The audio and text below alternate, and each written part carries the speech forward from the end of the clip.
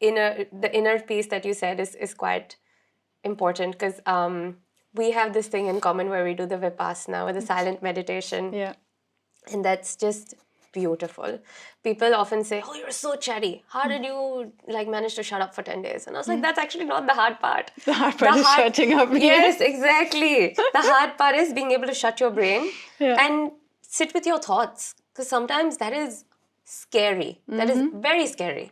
Because if you're gone through something really dark in life, or like, if you've gone through something very troubling in life, all of that comes up to the surface. So how do you deal with that? You process it, you sit with it, you learn to deal with it. But that process brings so much maturity in your thought, so much concentration. So when I did my Vipassana and I came out of 10 after 10 days, I was like a new person.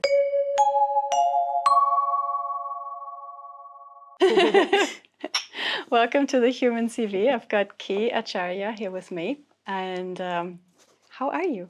I'm good. I'm so excited to be here. Looking forward to our conversation, and we've known each other for a while, so it's just nice to kind of, be here on this table with some lovely matcha. Yeah. Matcha for life, guys. But nice to be here with some matcha and just talk. Yeah, really. I hope my matcha is pleasant for you. I'm not an expert. I'm getting better at making it, because it seems to be a trend in the Human CV guests that matcha seems to be if I had to do a ranking of what was requested the most, I think that one is winning at the moment. So it's picked up on the internet. So TikTok's really big on it, and it started with being called the green drink. And so everyone's been like, "Oh, what is it? What is it?" And so everyone's picked up, and now everyone's doing matcha with like strawberry jam, and there's some weird variations, but I think the original's all good. Yeah, sweet.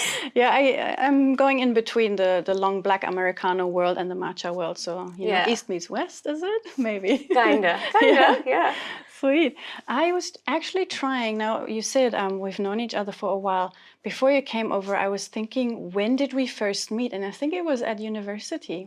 Yeah, outside an elevator, actually. It was. It was really random. We needed an elevator pitch, but we didn't have one. No. I think I was setting up for an event at the time, and you'd just come, and it was just so nice because you're asking all these questions like, "Oh, what is that event about? And what are you setting up for?" and stuff. And it was just nice. And so I guess we just kicked off. And I think what I really liked about that first meet was you were one of the few people that I've met who went like, "Oh, let's connect," because there's no follow-up. Never there's a follow-up. So you meet this person at this one meeting, and you remember them, and I would have remembered you as, "Oh, I met Jen." But who was she? Like, where do I find her? But then we connected on LinkedIn, and we stayed in touch. Yeah, so that's so true. Yeah. And it was you're coming out of an elevator, and the building, the University of Canterbury, has its own entrepreneur floor. Where everything is happening. Yeah. So the UCE, University Center for Entrepreneurship. I came out of the elevator, and I was meant to speak at an event that they were running for a program that they are doing. I was meant to leave the elevator and go right, but I left the elevator and somehow turned left because I saw your sign for your event, and I later saw, I have to go to the other side of the whole floor because that's where my event was happening. So you were involved with an organization that was doing what? What event were you there? So University of Canterbury has these uni clubs. So I was involved in 180 Degree Canterbury.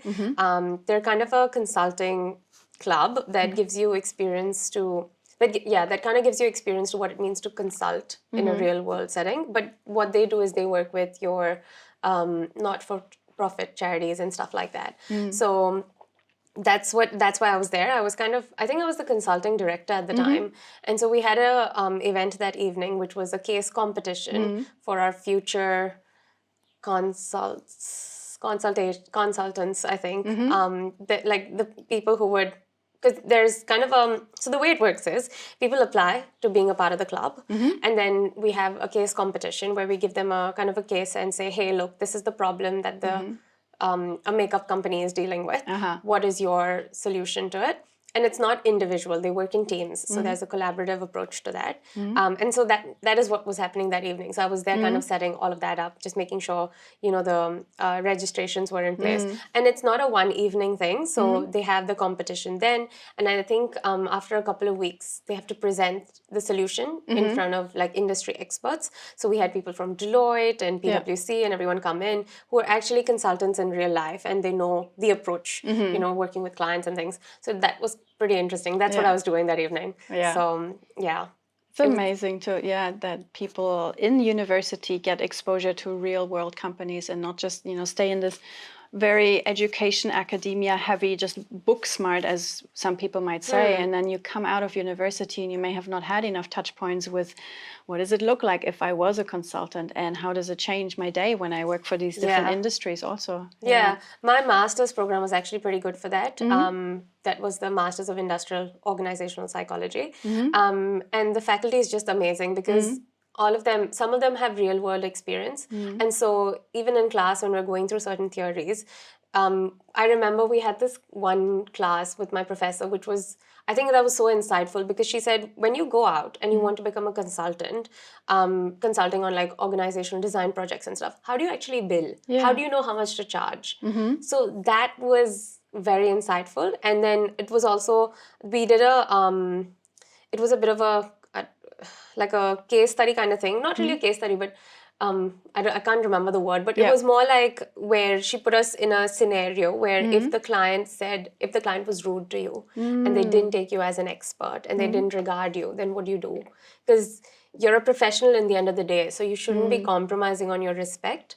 So those elements you see, I think, was so insightful. And those are some parts that I kind of normally talk about as well. When when I first started looking for a job, I was kind of that grad where I was like, man, what do I talk about? I have all this recruiter experience, but it's not really relevant to a generalist HR role.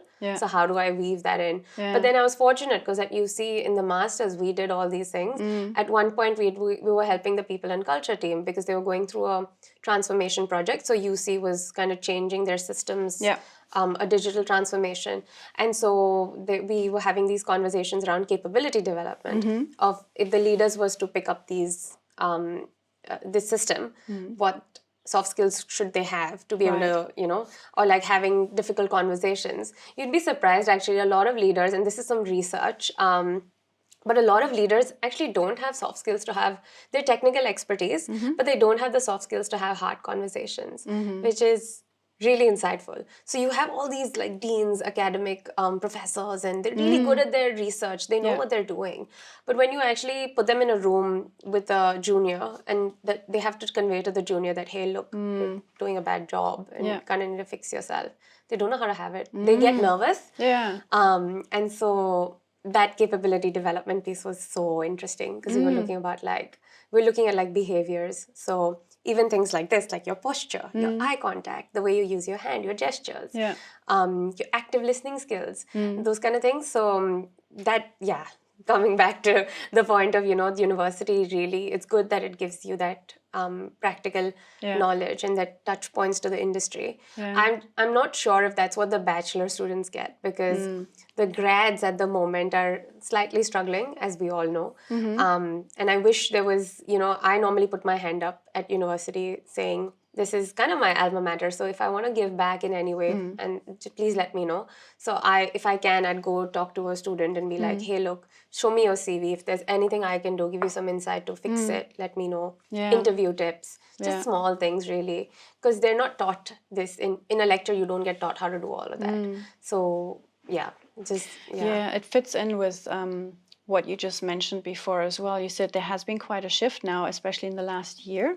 So first of all, I want to acknowledge your master's and all the learning you have done in the industrial, psychological, and also behavioral change world. You looked into it, you asked the questions, and you were very lucky to have teachers and tutors and professors who have real world, outside academia world experience. But you've noticed something now that the fresh graduates from the universities don't get into jobs, and there is a part of it that you attribute to a CV that could be better. So what is the trends you are seeing? Why is it happening? And what is a mistake that they make in CVs as well?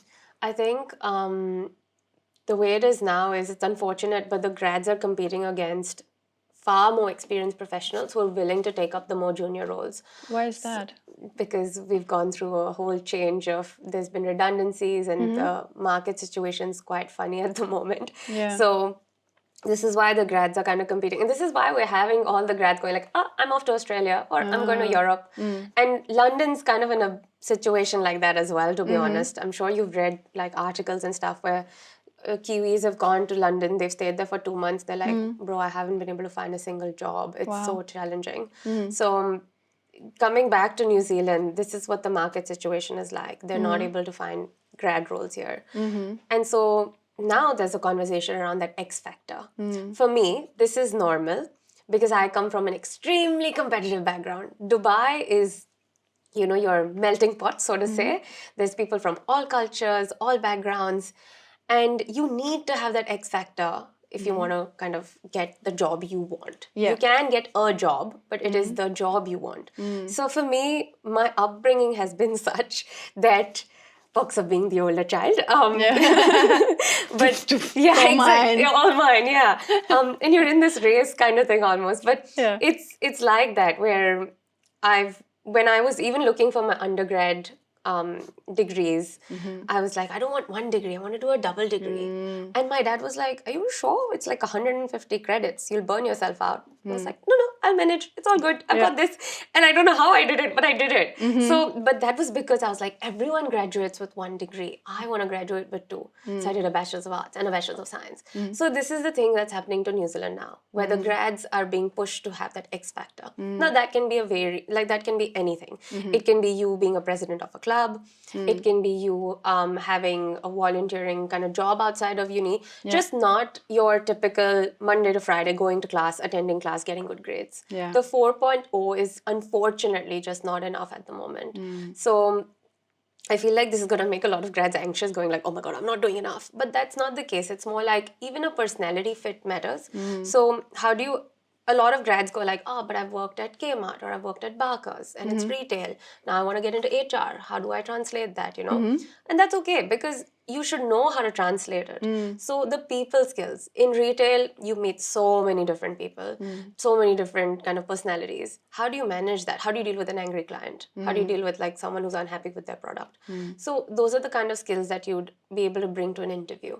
So that's the kind of coaching we need to give our so grads teaching now. them about the vocabulary for soft skills and also past work experience translating into, for example, whichever direction they want to go. In this case, it was from retail to HR. Yeah. Well, these are the skills we're using here. These are the skills we're using there. That's what you write in your CV, so it gets picked up, right? Yeah. The mistakes they're making now is more like they're not able to articulate what kind of goes into the CV, to be honest. And I was at this HRNZ panel event last week and I spoke about the human CV there. Thank you.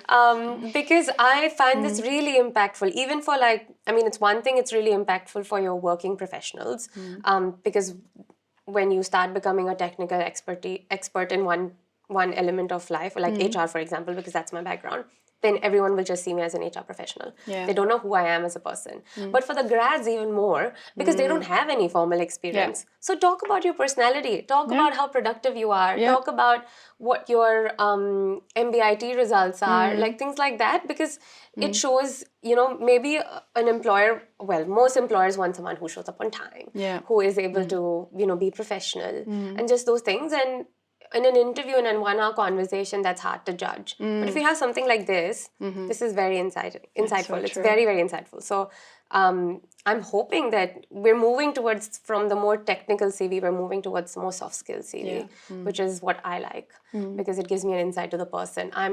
You can hire a lawyer to do the job, and any lawyer can do that job. But it is, if people are talking about culture fit and things like that, then it's what kind of lawyer are you? Are you empathetic with your clients? Are you having those conversations? Are you asking the right questions? How articulated are you? So those kind of things will reflect from this CV.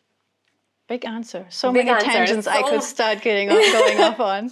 Sorry, this is going to be most of our conversation where I'm going to go like, whoop, whoop, whoop. Yeah, but this is great because you have that expertise not only in the career fields. You spoke briefly on Dubai before, but also where were you born? Where did you grow up? When did you move to New Zealand? Were there any other cultural and country shifts and language shifts, of course, that you had to navigate? And what did it do to you? And also, as you meet more and more people who are immigrants, like you and I, we are both immigrants in this country.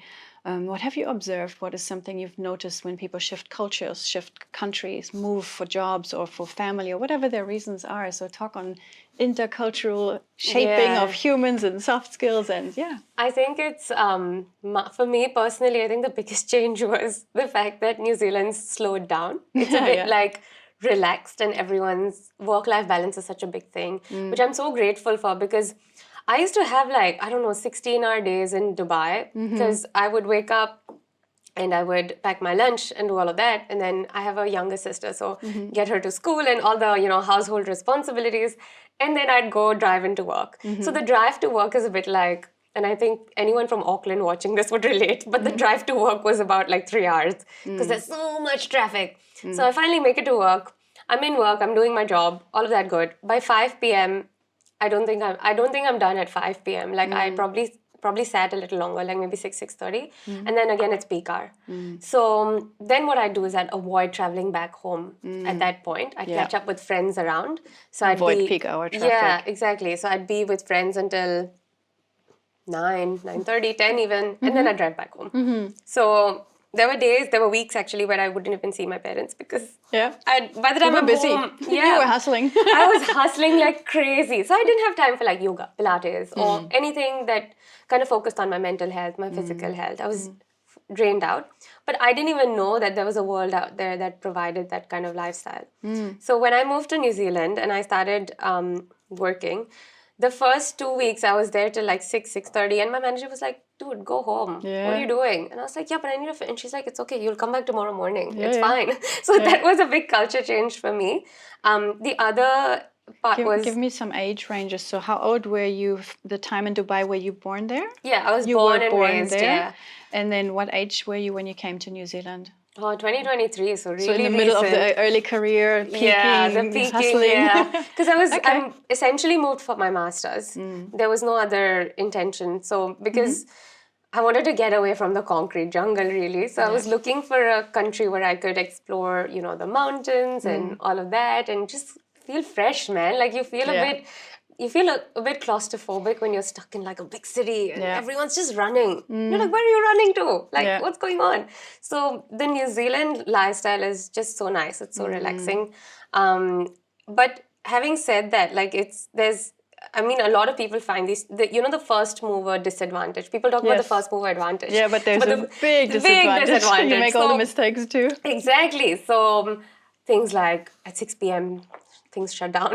That doesn't happen in Dubai. No. People's lives start at like 6 p.m., everything's open till like 2 a.m. So things like that, being able to navigate around the property market here, buying a house, buying a car, all that kind of stuff. So if I'm here, now that I'm married to someone who's from here, I'm going to be here for the foreseeable future.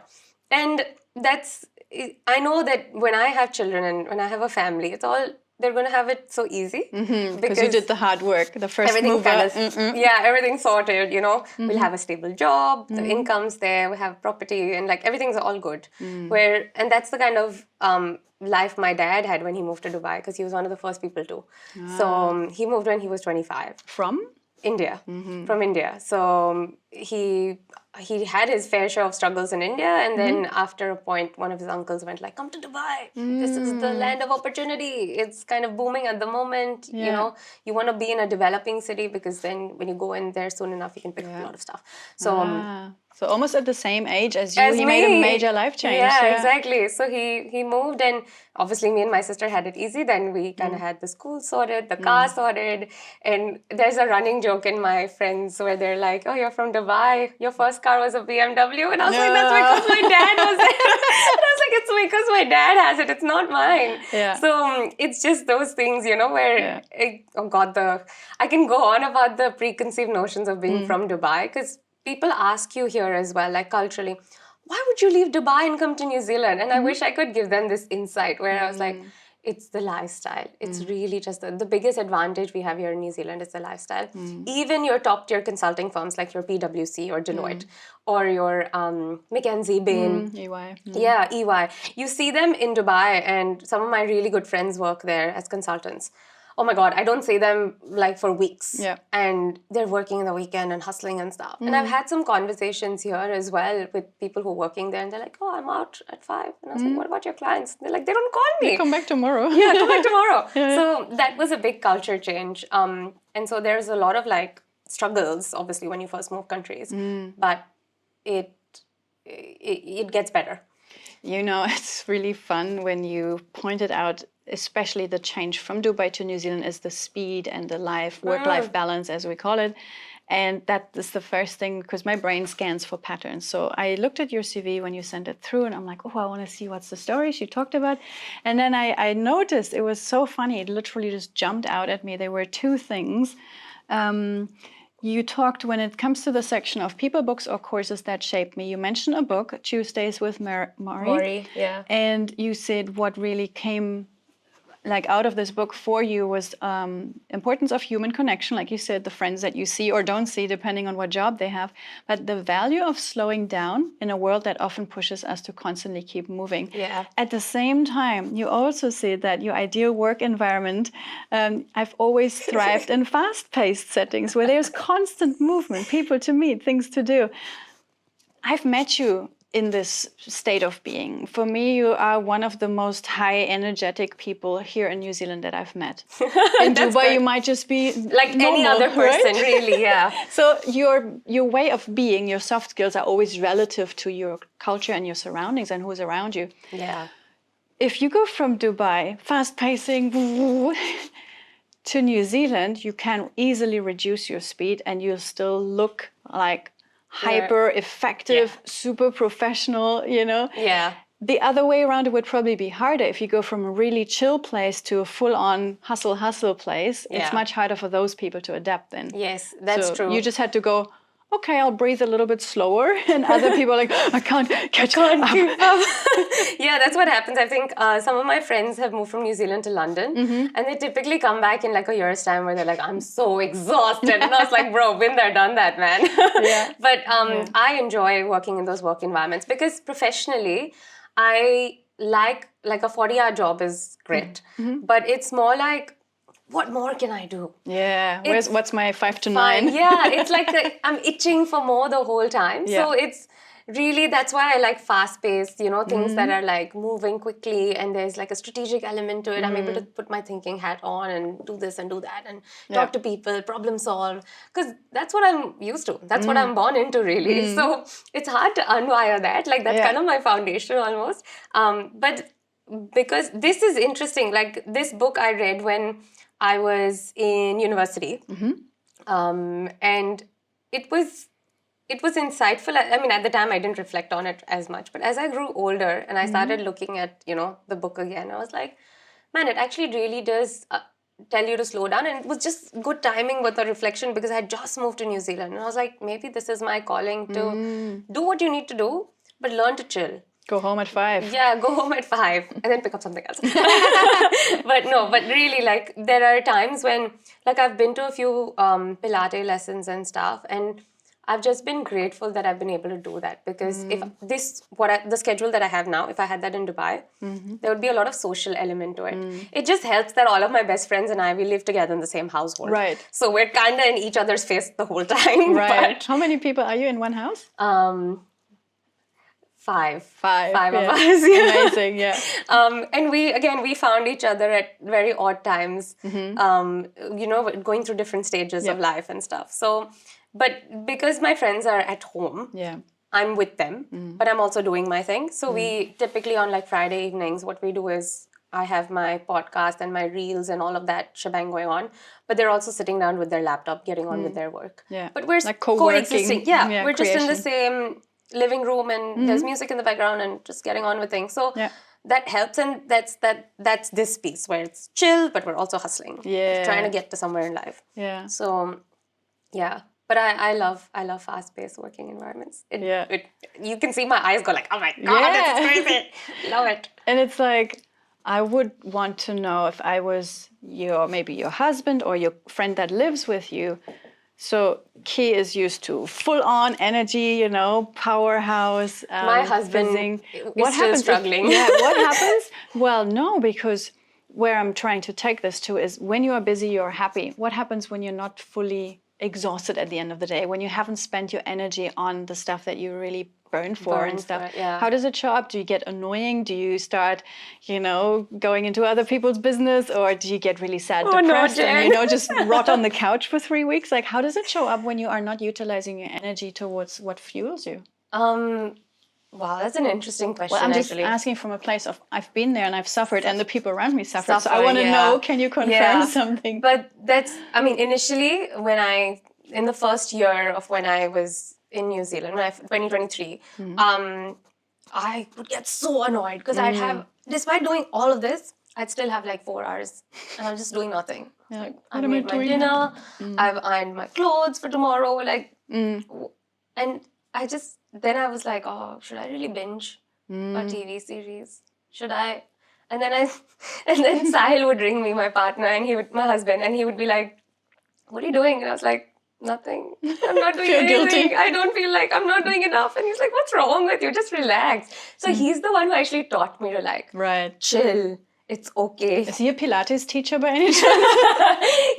I think he believes in the beauty of slowing down in life. And I feel like I needed that balance. Okay, can we clone him and he lives here for a moment? Yeah, I think it'd be so nice because he's the more, he likes his job and everything. Like he'll hustle his 9 to 5 and stuff. But when he's home, that's like his family time. He's like, this is my house. He loves cooking and stuff. So he'll do all of that. So he's the one who's actually taught me that it's okay to not have to do anything at some point in life. And my manager at Robert Walters actually would do that as well, where she'd remind me every now and then, be like, it's okay, chill.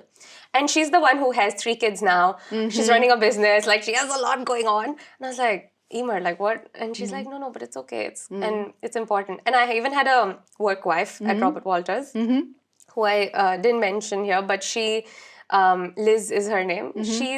I met her. Yes, you've met Liz. She's fantastic. She is so good. Yeah. And she's actually one of those people as well, where she was like my guardian angel at work, where she would remind me, go have a glass of water, go walk around, go stretch. Yeah. Because the well-being aspect is what. So there are people around me who kind of remind me that, hey, look, it's okay. It's fine. You're doing enough and it will result in something. Just relax. Yeah. So initially, yes, I would get really annoyed. I'd be like, man, what the hell? Like, I'm just sitting idle doing nothing and I'm not doing enough. Yeah. But then eventually, like, I learned to be okay with it. And now I'm at this point where it's okay to go out with my girlfriends, get a brunch or, do something else, go for a hike.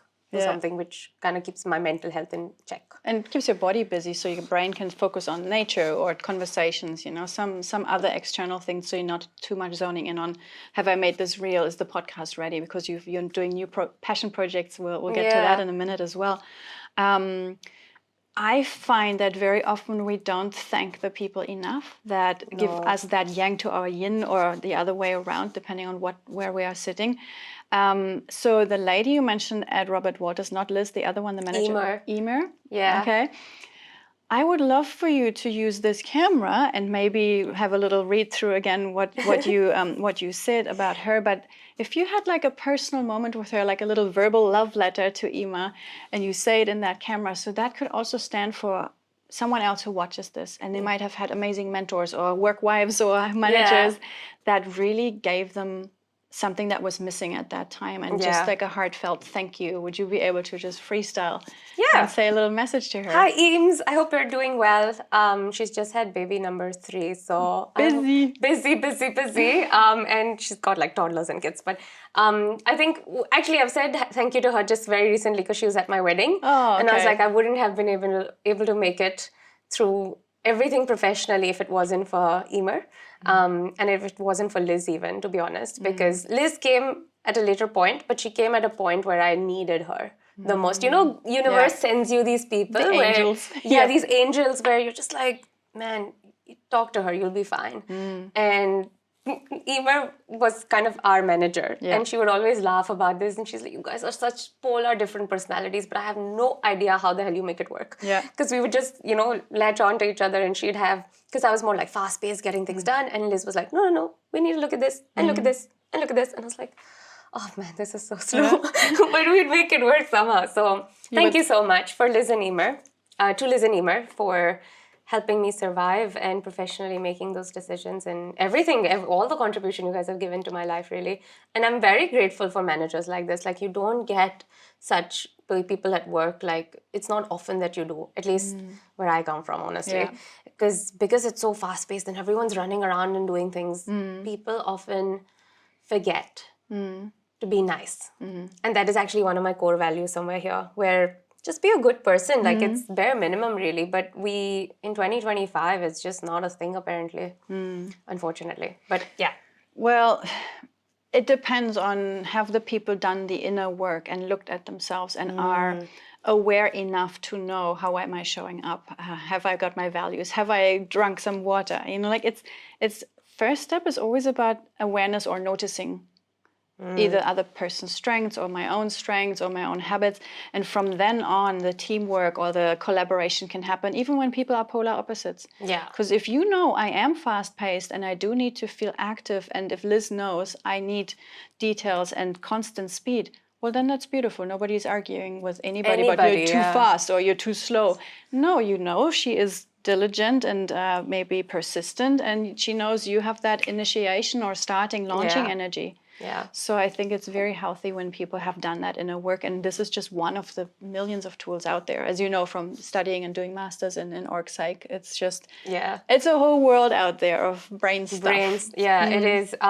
Personality and looking, I think the inner piece that you said is quite important, because we have this thing in common where we do the Vipassana, or the silent meditation. Yeah. And that's just beautiful. People often say, oh, you're so chatty. How did you manage to shut up for 10 days? And I was like, that's actually not the hard part. The hard part is shutting up. Yes, exactly. The hard part is being able to shut your brain and sit with your thoughts. Because sometimes that is scary. That is very scary. Because if you're gone through something really dark in life, or if you've gone through something very troubling in life, all of that comes up to the surface. So how do you deal with that? You process it, you sit with it, you learn to deal with it. But that process brings so much maturity in your thought, so much concentration. So when I did my Vipassana and I came out after 10 days, I was like a new person. And my dad was expecting me to be this very quiet, introverted, and I still was like a party of a person. I was like, yeah, let's go. But it was the maturity of thought that came to me after, where I was like, I had more clarity in life. Like, this is what I want. This is the pathway I want to take. And that is important. Professionally, that is super important. Even personally, I'd say, like in your personal life, if you're, dating someone, being someone, be clear with your intentions. What do you want? So that kind of stuff, like that, I'm very big on that inner work piece where know thyself, reflect.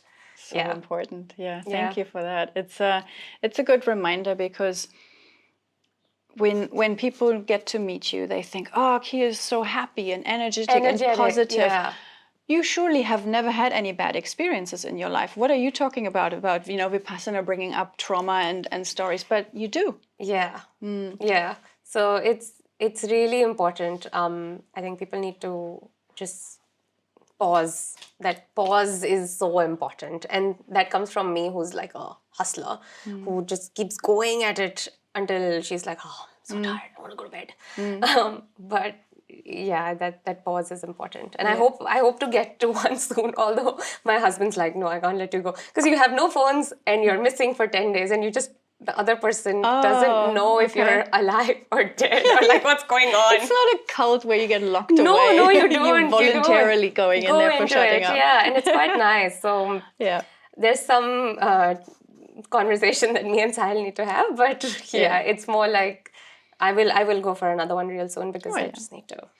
You found it beneficial for you before you met him, and so he can't just come in and say, no, you're no longer doing it. Like I agree. I have no doubt you will have a conversation with him and highlight, and maybe he comes with you. I did Vipassana the last time, the beginning of this year, with my partner. Nice. It's a very interesting experience, because yes, you are aware they are still alive, nothing has happened to them, but you can't share. No. You can't, even with eye contact, it's not a thing there. You have to be in your own little monk bubble and go inwards, and that's often much noisier than what people reveal outwards in their words. And Wow. What was, when you filled in this CV, and I'm totally aware we haven't even discussed percentages or something, it just feels very natural to just chat the way it evolves without much guidance.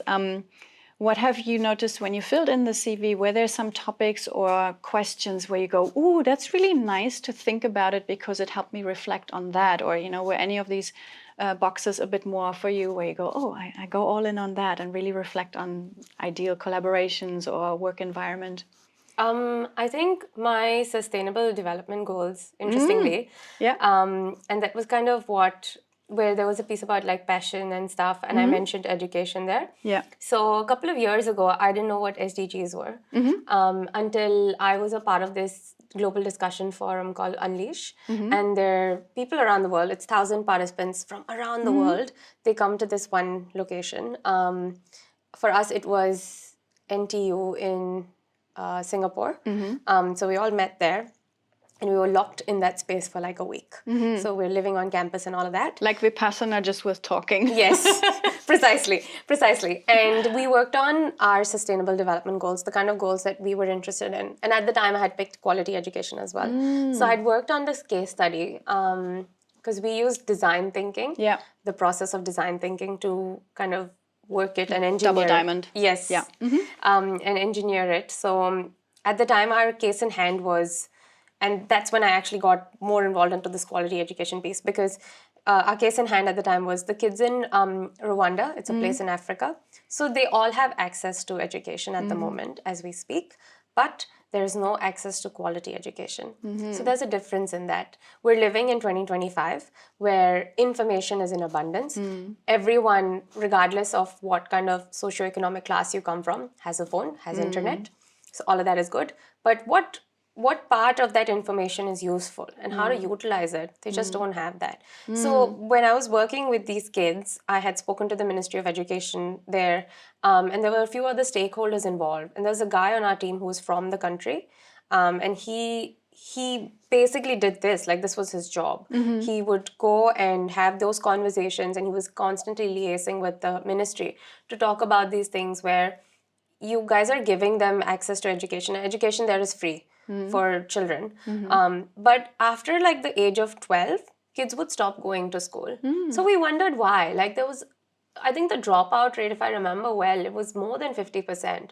So they would continue till like, I don't know what grade it is, but until they were 12 and then The they were family gone. forced them to go to work from that age? So that's what we learned. Happens a lot. We spoke to a couple of families, some of the kids who had dropped out, and we realized that there's not enough farming subsidies offered to the farmers. So these kids come from farming families. And so there was not enough subsidies given to the families. And so that automatically meant that people wanted more hands on the farm. And so these families would have, 5 kids, 7 kids, out of which if like 3 of them were boys, then they would all be on the farm and they'd drop out of school. Of course. So then we realized that actually the problem is somewhere else. Not the problem education, is not but the education piece, but it's actually the policies around agriculture. So then we started liaising with them. So in a week, there was only so much we could get done, but that design thinking process was so insightful, Jen. And then I became a design thinking what is it called? Like an evaluator. A practitioner. Awesome. So I started teaching the process to some of the kids in Singaporean schools. And we would just take them through, give them a case study and work, and work it through. Start big and then go small. So that quality education piece is so important. And how that ties in with my passion is because I'm really big on education. It has to do something with my upbringing as well. The way I'm raised is, my parents always said that you will reach a point in your life where you just can't get promoted because you don't have that master's or you don't have that PhD or whatever, you don't have that qualification. And maybe that's some of the challenges that they've faced because they're both very educated people, but they've obviously hit a glass ceiling at some point in their career where they're like, can't go up anymore because I don't have the master's, I don't have the whatever. So that's why when I picked up my master's, when I finished my bachelor's, that's when I was like, no, I want to do a master's. And maybe in like 10 years, we'll have another chat and be like, Jen, now I have a PhD. It's just because that allows me to be an expert in my field. So I'm really big on that. Like, you get all the knowledge you can and share that knowledge. People like to gatekeep stuff, which I don't understand. Why? You're, learning all these things and you're becoming an expert. Yeah. But you should be able to be that expert who's able to dumb it down for people who don't understand it. Yes. So, and that's the point of your knowledge. Like, that's really why you're studying it. Yeah. So that's why I keep saying, like, that's why I'm big on that. Like, the quality education. Go get yourself a degree. I know that's not big here in New Zealand. People are more about your practical skills, which is fair in certain areas of work. But otherwise, I feel like education is so much more than what you're studying at university. My university experiences have been, they've changed me as a person, because I was this very mischievous, I don't give a shit about life person. And then I met professors who would push me into like seminars, push me into like industry talks, push me to host events and stuff. And that got that, professionalism, maturity, that groundedness that I needed to have. And that was at UC as well. I've met some beautiful, wonderful people, including like yourself. Like, if I wasn't at university, I wouldn't have walked into you. So it's beyond that. Like, get involved in clubs, get involved in, go beyond your regular class stuff. Yeah. There's so much more to explore, and that will shape you as a person, which will give you some skills which will help you to, like, survive work. Yeah. So that's why I'm so big on, like, that was kind of my, I can talk about this all day. But that's exactly the point. I love it when people talk with passion about the stuff that they really are into, because last night I had an interesting conversation with someone, a friend of my friend, and yesterday was the first time I actually had a chance to get to know them a little better. And to see he's one of those people who are obsessed with his topic, right? So he was like initially not talking about it much, just observing the rest of the conversation that was going on. But as there was time to do the one-on-one chatting and, hey, what are you into? And you did what? For how long? It's like, I love that you say, because of your upbringing, you were shaped into saying, okay, I must have this master's and maybe a PhD. I think that these labels and titles, they are good. They stand for something you are doing, have done. They show me Key has put some energy into this. Not everybody will have a chance to have a master's or a PhD, because in many countries it costs a lot of money, or it's not accessible, or the entry requirements are too high for some people. But you stress the importance of just do something outside of work. It doesn't have to be everybody has to do a master's to stand out in today's world. They could do inquire with different tests and SDGs. I love that you spend a whole week on exploring what are my SDGs, and then even having practical use cases that were unraveled. Because all these learning experiences help to find out what to put our energy into. And if someone has a master's or a PhD, what it tells me is not, are they a good person? Are they smart? What it does tell me is, have they actually got the consistency and the determination to get something going for 3 years or 5 years or however long they have done their initial programs and their intensive research, and doing a lot of grunt work and groundwork and administrative things that are not always fun. Yeah. So tell me about some of the things on here. There was one which I was wanting to talk to you about as well. We've done the manager already. There was something else. Oh, here was where the book starts. So you read Jacinda Ardern's book. It's called A Different Kind of Power. And even though in the book, from what I know, it focuses on the quiet leadership behind the scenes, the influential one.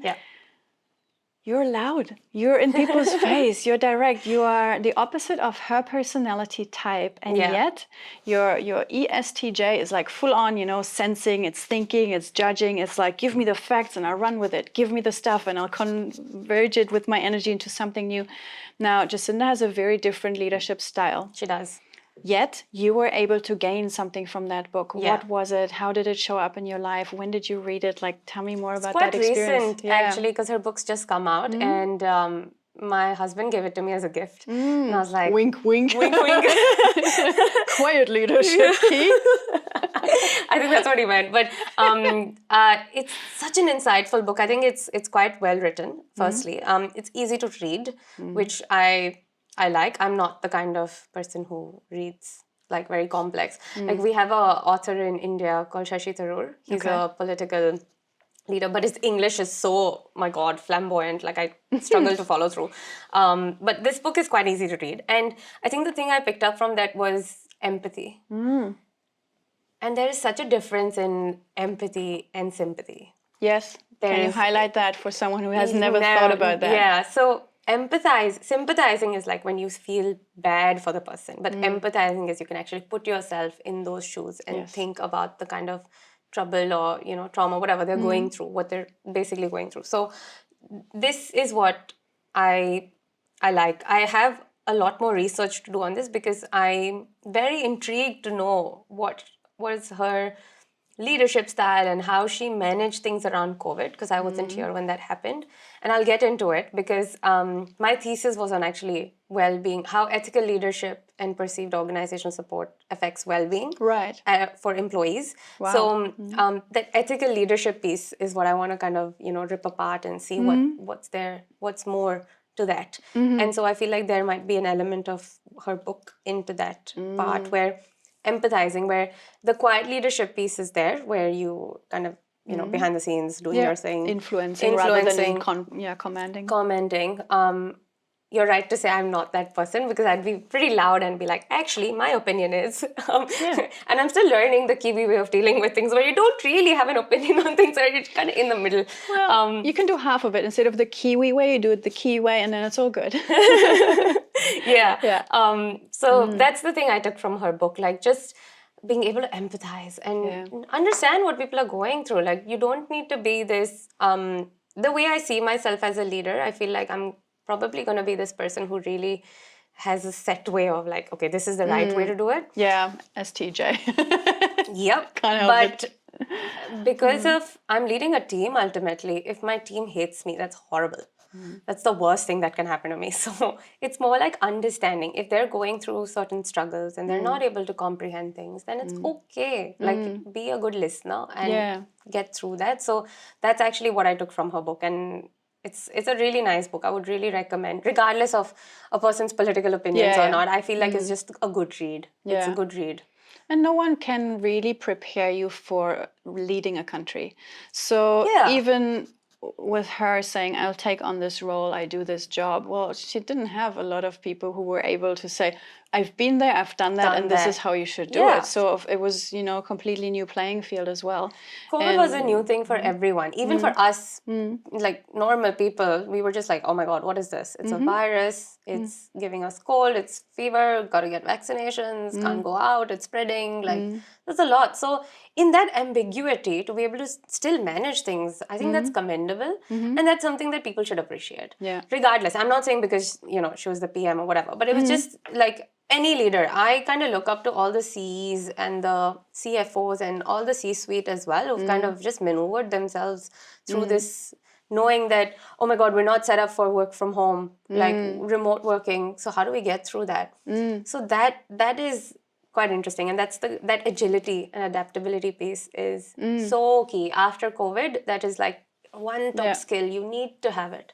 So regardless of your profession, like even in HR, people say, oh, it's a desk job, you're sitting doing contract. Adaptable to all the different challenges all the time. The kind of personalities we deal with, we need to be, we can't have a reaction. You have to have like a response. A response. Not a reaction. You can't be like, oh my God, what are you saying? That person's confiding in you, man. Like, you can't belittle them.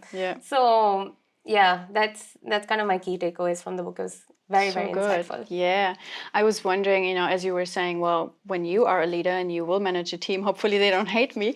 So as you are stepping back one step, as you are about to assemble your A team, you know, if you were to recruit some people who join you in projects, and let's say these people would apply to you with a human CV where you can't really see where they have worked and what their titles were, maybe not even what they have studied. So you have to go by more of the stories, the books, the personality percentages. Who do you think, or what would you scan more naturally for? I mean, you just highlighted the biggest one is, are they adaptable? Have they shown in any of the stories or any of the books that they can, you know, go with a new situation without much drama? You know, can they quickly get their brain into the right energy or headspace for a complaining customer or a COVID situation or whatever happens, a leader is there and leads. So if your ideal people apply to you with a human CV, where would your eyes naturally go? What are the fields or the areas where you naturally go, I want to scan for those things first? I think I'd want to look at their ideal partner space. Interesting. Tell me why. Because I'd want to see what kind of partners are they looking for to collaborate with, and if I'm that person. So I want to be like what Emer was to me. She was the wind beneath my wings. She would always like push me to do better. And I want to be that person for my team, where I can push them to do better. Talk to me about your aspirations, your goals, and how can I facilitate that for you. So, because it's ultimately not just my company and my team and it's our project and what we're doing together. I won't be able to, the reason why I'm hiring a team is because clearly I can't do it myself. So to bring that team on board, it's having that collaborative approach. So I would look at the ideal partner base where I'd be like, what is it that you want? And how can am I that person? It's that approach really. I'm not, I think even interviews now have become a bit like that. It's more like dating. like dating almost. It's like, am I the person for you? Like, are we the company for you? Because we know that you've got, like I said, like the technical expertise. I know that this person will have that expertise and they can do the job itself. If not, you teach them. It depends on what it is. Not neurosurgeon, but depends. But that's the thing. Like it's you have the technical expertise, but it's more like the culture fit. Like how are they as people? If we come across a situation where it's a tight situation, like, we're going through something really intense, how do they react to that? Are they calm? Are they composed? Have they got their shit together? Are they all over the place? That kind of stuff is what I'd be interested in. And then maybe to some extent, maybe the big five. Just to see, they're so are well they the researched, chatty kind or are they not? Because my extroversion is up the roof. But having been with my flatmates now and my friends, I've learned to deal with introverted people. And when I say deal, not in a negative way, but as an extremely extroverted person, sometimes the silence haunts you, where you're just sitting in a room and the person's not able to communicate as much. And you're like, talk to me. Silence is so loud. Yeah, say something. My sister's a bit like that. So it was first-hand situation, like first-hand experience really, where she'll tell me something and she's 15 now. So she'll talk to me about like her high school drama and stuff. And then it'll be like a one-line sentence. And Gen Zs, being Gen Zs, where she'll be like, oh, you know what, this XYZ, this is what happened. I was like, cool, context. And she's like, no, but that's pretty much it. And I was like, bro, that's not like that's not a full story. That's just one line, like give me more. And she's like, no, for now, this is it. And I was like, okay. And I had to be okay with that. Oh my God, Jen, the discomfort I had just with that one sentence. When you squeeze her and get the information out, you can't. Something. And so my mom taught me that, and she's like, just relax. Like she's because my mom understands us as two separate children. So she made them. So she should know. She would know. So she's like, with my sister, she's like, she's not like you, where you just start a story and he's like, and finish. You say it all in one go. With people who are introverted and who talk less and process internally, they take time. They'll give you the information, but in bits, and you need to be okay with it. So that is something that I've learned. Like this is why the big five, if they're highly introverted, then that's okay. At least I know that they may not come to me with a problem straight away. Or a full story. Or a full story. They might say a part of it and they'd be like, okay, this is what it is. And I have to be okay with 5 days of silence. And then after the 5th day, they'll be like, this was the full problem, but I figured it out. I'll be like, okay, cool, great. There's this really funny story. Like my manager in Robert Walters in Dubai would say to me, don't come to me with the problem, come to me with the solution. And I was like, you're the manager, you give me the solution. So that's what it reminded me of. So those are the few things I look at. Yeah, and as you said, as long as you know this person is extrovert or introvert, you can adapt. Yeah. Like you said, adaptability is the key for any leader or any flatmate or whatever there is where you and other people doing something together, whether it's cohabitating, whether it's creating a product or a service, whether it's being accountable for each other's success, being husband and wife. Like there's always adaptability required because I think your husband is not having the same high amount of extroversion. Usually we pick a bit of a complement to our way of being, and you will have overlap in maybe some hobbies you have, or you can talk about the same stuff and get really passionate about it, but each person in their own flavor, in their own style. Absolutely, yeah. Just be that person who's able to take shape of the mold. Like, you know, you're put into any sort of container and you can take shape of that. So that is kind of important, because we're in this ever-changing, like even our work environment and the professional space we're in an ever-changing environment. Like everything, every day there is a new problem. Yeah. We're going through some crisis at the moment globally. US is doing something else, and you know, there's a lot going on in the world. So I feel like after COVID, the world itself has lost its stability. Was it ever stable? Good question, actually. I've only started reflecting it post-COVID, so I think I know then that it's a bit like... Yeah. We had financial crisis, we had world wars, we had revolutions. Like, it's never been stable. It's never been stable. And so because of that business environment, you need to make yourself that person who can shift with times. And that would kind of be the key piece. And obviously the other element I've written is honesty. Yeah. If you mess up, just come and tell me you've messed up. And that's for me as well. If I mess up, I go to my manager and I was like, look, I'm really sorry and I've messed up. Yeah. I'm coming to you because you can hopefully help me get through this. And you can't hide it. People find out sooner or later. Exactly. Like, and especially professionally. Exactly. And there's no point like lying and multiplying that lie. Just be honest and get it through.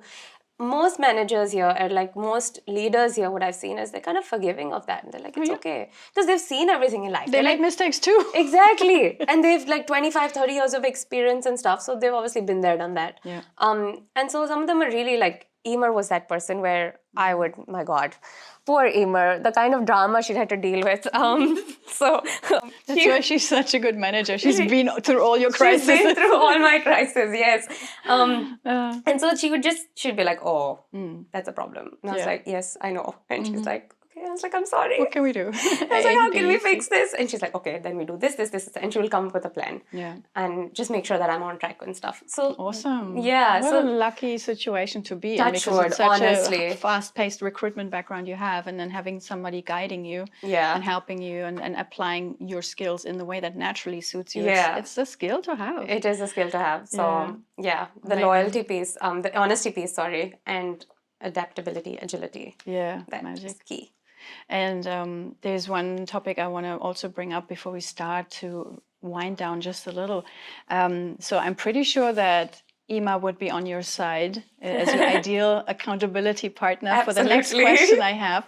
So here's something. I recently picked it up. I went to buy some stationery, do some printing stuff, And there was this template, like a block, where you can just rip off different papers, and they have like planners and journals. And this one thing is a block that has a bunch of these 30-day challenge template pieces of paper. And I'm like, I don't know why, but I wanted it. In that moment, my belly with my gut was like, you need that for something. And then as I meditated a bit later, I'm like, it could be something really fun for the human CV, and I'm not entirely sure yet. I will meditate further on it, what shape it will take. Maybe I'll create a little challenge, and an accountability buddy, another guest who's been here becomes your buddy, and then you both help each other. So the template goes like this. It says 30-day challenge, and then of course you have a streak of 30 days where you can just tick off every day I've done this, this, this, and at the end you have a reward. So I just brainstormed, well, what would I focus on? Let's say if I wanted if I could do some little thing every day for 30 days that would make me physically better,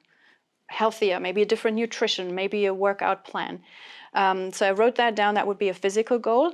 And if it was a mental goal, if I could do something every day that would help me, like creative output or mental something, growing, learning, picking up a new language, what would that be? What's an activity I could do every day? And then also so I wrote write one blog post. That was my idea for mental or creative output. And as a reward, I was like, I would love to book myself into a massage or go to the hot pools or book a little getaway. If you had to fill out this challenge for yourself and you think of a physical or a mental goal and a reward, what would that be for you? Okay. I think having picked up these other passion projects outside of work, so I'm working on I have an Instagram page where I'm posting reels and, sharing my knowledge with people around what it means to be, well, not what it means to be, but like the HR landscape here in New Zealand. I've been pretty slack with it because haven't been posting a reel every day. Because you didn't have this. It's okay. Now that I have it, yes. So that's one thing I'd really want to get onto, like posting a reel every day. Because I have all these ideas and content and my scripts are ready. It's really just getting up, setting up my tripod and doing it. Yeah. And after like, a 9 to 5, you're probably like, oh my God, I'm so exhausted. And then I have to cook dinner and this is this. So, but if I had that challenge, then yes, I would definitely post a reel every day. And then a reward I would give myself is book myself a trip to potentially Turkey, because that's one place my husband and I really, really want to go, for the food, for the people, for the looks, like the scenes, everything. So every time, the way I've thought of this is, every time I do a reel, I will probably put like $20 from my bank account into a little piggy bank. And so that way, I'm financially contributing to my goal as well. So it won't be a piggy bank. It will be in the shape of a turkey, and then you call it your turkey bank. Yeah, that's good. That's a good one. Yeah. Amazing. So, yeah. So well, that would be a good challenge. Yeah. And I know we already talked about Ima a little bit. Maybe one other person, if you had an ideal accountability buddy, who would you have on your side so they could nudge you by 6 p.m. and say, hey, Key, have you done your reel today? A little person who keeps you accountable when your energy is wearing off at some stage. My husband. Your husband. Does he know that he's already been roped into the 30-day challenge? Shall we just mentally tell him? I think my husband, yeah. What are his qualities that make you keep going and be accountable? How does he show up for you? Oh God, he's actually my tech man for all my podcasts and stuff. So I think that's already like being involved. Luxury. Yeah. So that's how he shows up for me. And I've actually not come across a lot of people who often feel very happy for you when you achieve things. And he's that person. Oh, your cheerleader. He's my little cheerleader, where he really, really wants me to do well in life. Because when we first met, I think he really quickly understood that, oh God, this girl is like high functioning, full energy, wants to do a million things in life and wants to make it. You already knew he'd be the EA of you. Okay, darling, what do you want to do this month? And he actually sometimes does a really good job, where I get into work at like 7:30 and I'll text him and be like, hey, can you pay the bills? And by the evening at 6 p.m. I'll be like, hi, just checking, did you pay the bill? And he's like, yeah, I did. And I was like, this is great. I can delegate like jobs and it'll be done. So I think he'd make an excellent accountant. Also because he's at home with me. So by like a certain point, if he knows at 7 p.m. I should be there set up with my tripod and getting things done, he'll make sure it's done. Amazing. Yeah. So, and then he knows how to reward me as well. He'll be like, do you want to go for a matcha? I'll give you a matcha if you do it. Come on, do the reel. Do the reel, we'll go for a matcha. So yeah, that's one thing that I think he'd be a great accountability. Amazing. And Emer, of course, because I know she's really busy in her life. But if we were kind of in the same working space or whatever, she would make sure it'd be done. Yeah. Yeah. And she's not the kind who'd like micromanage you, No. Like she wouldn't work with you. No. Okay, then. I'd actually, I wonder actually, that's a good point for me to ponder about how would I deal with micromanagers. They die or change. It is no way. Die or change. Like they couldn't. No, there's only so many ways you can try to control a person if they don't want to be controlled. It won't work. Because I have so many opinions, I would start feeling very like, I can't speak, I just have to listen and do it. Maybe it flips and you turn into a micromanager if there's fear, and that you're like, I can't get this done my way, and then you start having, because micromanaging just comes from fear. Does it? Oh. Yeah, because you don't trust that the people you hired will be doing the job in the way you want it to be done. True. The fear is, I can't control them. They don't know what I know. I haven't communicated it clearly enough because they make mistakes. So it clearly is technically my flaw if I haven't explained to you properly what I want. So then I start going, have you? Oh, God, that's the fear-based reaction. It's quite scary, It's fear-based. Yeah, it is fear-based. Which is why, actually, sorry we digress, but here I think I mentioned a little bit about loyalty and trust as well, and the willingness to invest in me. So if someone actually shows that they believe in me and they know that this is the job, go do it. Yeah. Do it however. Yeah. So that mutual respect piece is quite important. And that's something that I would want to do as well. Not micromanage. I hate, oh God, I can't even think of that. I would be just makes you shake, Yeah. Wow. So you're currently working on a passion project. It includes Instagram and Reels and educating people on the HR landscape in New Zealand. already know that if you want to call in people to support you, to help you to, whatever you're creating, they need to love matcha, they need to cheerlead for you, and there needs to be clear communication. Who else would you want to call in? Like, are there companies you want to collaborate with? Are there individuals you want to do a little shout out and say, hey, I want to talk to you about HR? Or who would that be? I don't have specific individuals in mind. I'm sure I've probably reached out to them on LinkedIn, dropped into their DMs, slide into their DMs.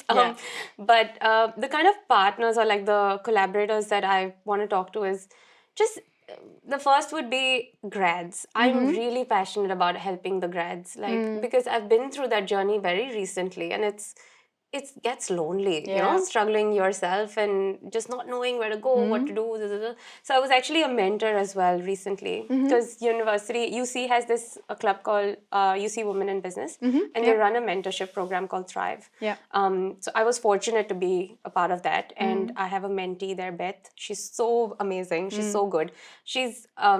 But she has that tendency to ask the questions and stuff. And I was like, look, if you need me for anything, just call, text, whatever, I'm there. So that's one. If there's any kind of grads who have been wanting to talk to me, I'm here to help you guys. Like, you want me to review your CV, happy to do that. You want interview tips, happy to do that. Amazing. If you guys are going for an interview and you're like, oh man, I don't know how to negotiate salaries. Should I even be negotiating? I'm a grad. Should I ask? Those kind of conversations, happy to help. Just anything. If you guys go look up my profile on LinkedIn, the grads, and you see that, oh, she's done that. She's been there, done that. And if you want to have that chat with me, just message. Like, I'm literally a message away, and I'm opening this up to any grad, really, in New Zealand, outside of New Zealand, whatever. Like, flood my DMs. Graduate, student, no matter what industry, just come your have inbox a chat. is open. Yeah, absolutely. And the others, for my podcast, I think very soon I'll be, putting out a little message on LinkedIn to say these are the kind of speakers I'm looking for. Because I have some really interesting topics lined up. One is how to negotiate salaries for grads. The other is networking. How do you network? Because you can be put into like this room of industry professionals as a 18-year-old, and you're like, wrong room. How do I talk to people? What's the etiquette? That kind of stuff as well. And other aspects like Gen Z and their comprehension of workplace culture. That's so another interview in itself. I heard you talking on that one. Yeah, it's quite insightful. The millennials have a whole different perception of them, and Gen Zs are like, no man, we have our boundaries sorted. So there's a bit of a clash there. But yeah, just unraveling that and speaking to some of the speakers there. And just, I'm open to collaboration in I'm so passionate about HR. I'm so passionate about org development and capability development and all that kind of stuff. You want to talk to me about framework, structure, setting that up. I'm all ears, man. Like, I can sit down with a coffee and we can talk about it for, we've spoken about leadership coaching and stuff as well. Straight out of the elevator. Yeah, exactly. So it's just, I'm hungry for knowledge, and I'm curious. I ask a lot of questions, which may or may not work for you. Like, it can annoy people really quickly. But that's the kind of collaboration I'm open to. Anybody who wants to like come have a conversation with me, and from any background, HR related, strategic. What I want. Okay, so my 10-year vision is to be this expert in HR. But I really know whether that's one element of HR, whether I'm like an ER expert or a change expert or whatever, or a generalist, and be at that point of influencing where if people come to me with problems, I'm able to offer them some sort of solution. I'm not saying that I know it all.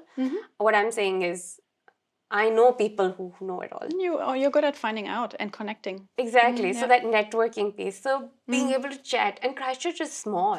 So that's where I'm coming from. Like, being able to meet these. This is why I'm involved in HIRINS as well, HRNZ, which is, and I wanted to be a part of the committee because the work that I'm doing now with like setting up events and stuff, I'm speaking to such amazing people, Jen. They're so insightful. Like, they are experts in what they do. Like, we had a ED&I panel thing for Pink Shirt Day, and some of the people on that panel were just like, wow, man, they've done some interesting diversity work, which is not your normal what you see on LinkedIn stuff. It's like, how do you deal with the bicultural competencies and stuff? So yeah, very long answer, but that's the kind of collaboration I'm after. So I love that I went from what is your passion project? Who are you calling in? My next question would have been, how do they reach you? You already answered that with LinkedIn. And then you already went to a follow-up question that might have popped up and say, where would you take that? And then you said, oh, my 10-year vision is. Yeah. And as you were speaking about your 10-year vision and being, the person for HR to go to, in my mind, there was like this little vision, and it literally like jumped out of your face as you were speaking, and it was just like a 30-year-old Aki sitting here with like the wise laughing wrinkles here, with years of expertise in the HR and employee relations sector, and just telling me about all the cool projects she has initiated, supported, mentored, whatever it might be. And now, it was like a fast forward a few decades, and you're sitting here in your more, wise, mature woman phase and telling me about what you've implemented since we started speaking about it. So it was very strange to look at your young face, and then it jumped into a few decades later, and then it went back into who you are now. So kind of a wild little hijacked from a download. So absolutely beautiful. I just love everything you shared today, and how naturally you talk about the things you are passionate about. It just shows that it's not a title, a facade. I must be a certain something. It's who you were. Even as a young kid, you were like, "No, Dad, I'm doing a double degree." It wasn't pushed onto you from something external. It came from, since you came out of the womb, you were like, because wired that way. But and so you will keep doing those things in the flavor that you bring to the table, and you will attract the right people. So I think I'm very fortunate to be able to have a profession in something that I'm so passionate about, and that will drive my productivity. Oh my God, P's. Do you see the 3 P's? Yeah. Professional, product. Anyway, sorry. So triple bottom person. So that, and I wish more and more people are able to do that, because when you're passionate about what you're doing on a day-to-day, it reflects in your outcomes. So but thank you so much for having me. Thank you. The matcha was delicious, honestly. Right. It was so yum. I haven't even touched the water because I'll make you another matcha after this, so we can celebrate your beautiful human CV time. Yes. Yeah, thanks so much. But thank you so much, and I hope to see the future episodes of Human CV with more people coming up. I've known. And in 30 years, you come back and we have another one. Yes. Thank you.